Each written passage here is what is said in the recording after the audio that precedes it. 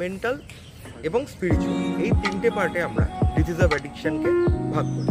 Physically যখন withdrawal ওঠে তখনই মাথাটা ছোটে, কী করে নেশার জিনিসটাকে আমি ক্রয় করব, তার জন্য যে টাকাটা দরকার সেই টাকাটা আমি কীভাবে, মাদক দ্রব্যটা সংগ্রহ করার জন্য যতটুকু টাকার দরকার সেই টাকাটা আমার কাছে আছে কিনা, এবং সেই টাকাটা সংগ্রহ করতে হবে, সেই টাকাটা কিভাবে আমি সংগ্রহ করব, সেইখান থেকে আসে স্পিরিচুয়াল এফেক্ট।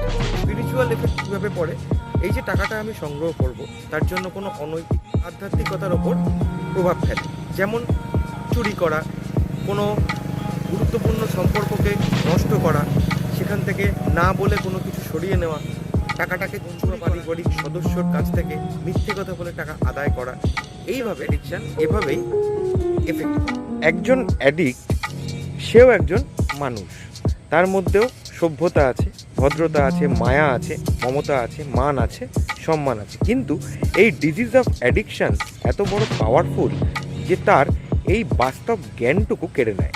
সে একটা প্রথমে মানুষ, সেখান থেকে তার একটা মানসম্মান বোধ, সেই মানসম্মান বোধ থেকে তার দায়িত্ব, কর্তব্য সব কিছুই যেন সেগুলো এসে দাঁড়ায় সেই নেশার ডেরায়, এবং সেই মাদক সেবনে এসে সেটা শেষ হয়।